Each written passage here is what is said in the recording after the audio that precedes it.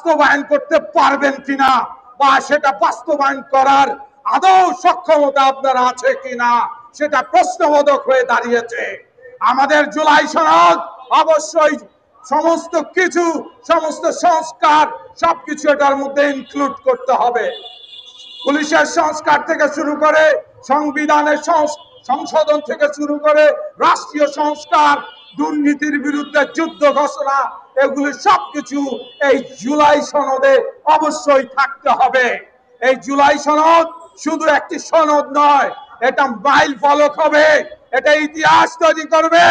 এরপরে কোন রাজনীতিবিদ কোন দুঃসাহস দেখাবে না দুর্নীতিতে সংযুক্ত হওয়ার।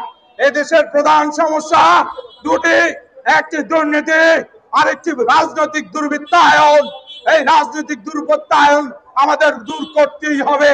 তার জন্য প্রয়োজন রাজনীতি সহ রাজনীতিবিদদের সংস্কার করা, তাদেরকে তৈরি করা। রাজনীতিবিদ যারা রাজনীতি করতে চাও, তোমাদেরকে অবশ্যই প্রশিক্ষণের আওতায় আসতে হবে। তোমাদেরকে আগে যথাযথ প্রশিক্ষণ নিয়ে মানুষ হতে হবে, তারপরে তোমরা রাজনীতি করতে পারবে। তোমাদের ব্যক্তিগত ধান্দা, ব্যক্তিগত স্বার্থ, ব্যক্তিগত ইনকাম কোনো কিছুই তোমরা নিয়োজিত থাকতে পারবে না। তোমাদের এসব থেকে বেরিয়ে এসে শুধু দেশ ও জাতির কল্যাণে তোমাদেরকে নিবেদিত হতে হবে, অন্যথায় তোমাদের রাজনীতি করার কোনো অধিকার নেই।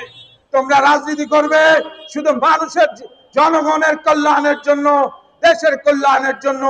এই দেশে যে পরিমাণ ন্যাচারাল রিসোর্স আছে, যে পরিমাণ হিউম্যান রিসোর্স আছে, এই দেশ অতি দ্রুত পরাশক্তিতে পরিণত হওয়ার যোগ্যতা রাখে।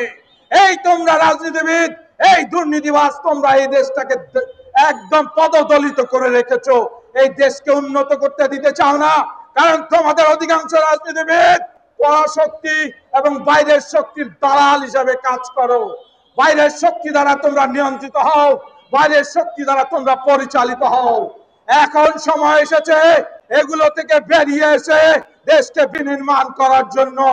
আমরা আশা করি দেশ ও জাতির কল্যাণে তোমরা তোমাদের ব্যক্তিগত হীন স্বার্থ থেকে বেরিয়ে এসে প্রশিক্ষণের মাধ্যমে তোমরা দেশ ও জাতিকে এগিয়ে নিয়ে যাওয়ার জন্য একনিষ্ঠভাবে কাজ করবে।